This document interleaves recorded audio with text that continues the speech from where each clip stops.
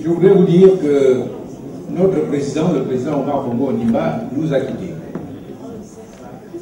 Il nous a quittés. Je souhaiterais que vous m'écoutiez et que vous nous épargniez vos commentaires personnels. Donc je disais que le président Omar Bongo Ondimba nous a quittés. Cela a créé un immense vide dans le pays. Et je crois que les Gabonais de toutes conditions l'ont éprouvé comme cela. Si j'en juge par le défilé pendant plusieurs jours devant son cercueil, de conditions de Gabonais de toutes conditions, n'est-ce pas?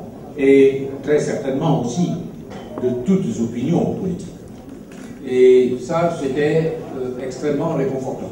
Nous tous, face à cette situation, qui est une situation exceptionnelle, et qui me paraît donc, de ce fait, de par son caractère exceptionnel, cette situation me paraît exiger, requérir aussi des attitudes exceptionnelles.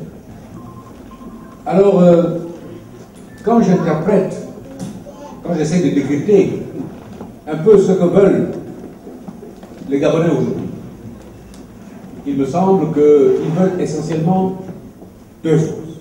Ils veulent d'abord la paix. Depuis que le Gabon est indépendant, les Gabonais vivent en paix chez eux. Spécialement depuis que le président Bongo était au pouvoir, le temps qu'il a passé au pouvoir, nous avons vécu en paix. Les Gabonais veulent aussi tout simplement le bien-être. Les Gabonais veulent vivre bien.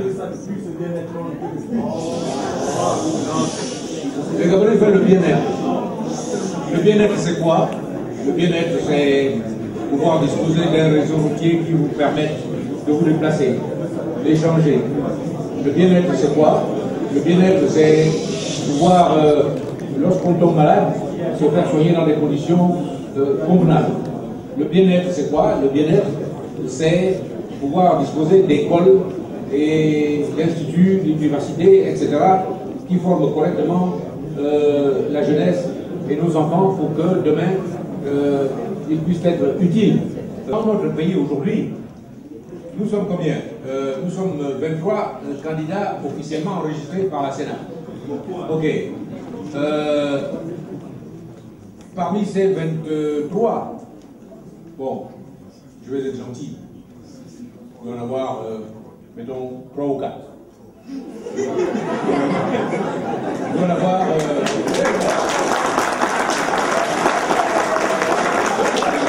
Parmi ces 3 ou 4 là, je crois, sans vouloir faire le mouna-mouna, que beaucoup de Gabonais me mettent parmi ces 3 ou 4.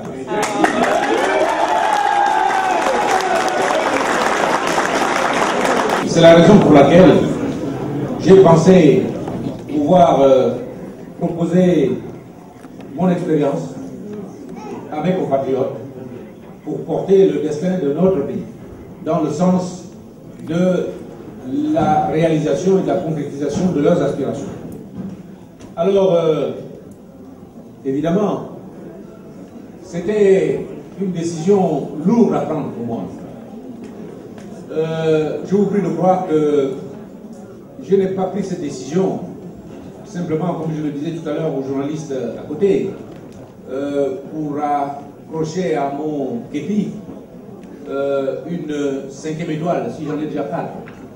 Je n'ai pas pris cette décision pour faire franchir la dernière marche suprême à ma carrière politique.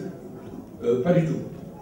Je l'ai fait vraiment après avoir beaucoup hésité dans le sens de beaucoup réfléchi, beaucoup pesé le pour et le contre, beaucoup pesé l'immensité de la charge que représente la présidence de la République.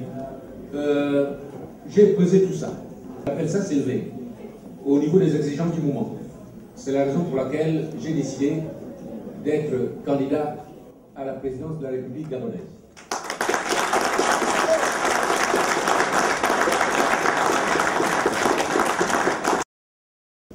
Je voudrais que les Gabonais sachent qu'ils doivent avoir l'espoir de faire avancer leur pays.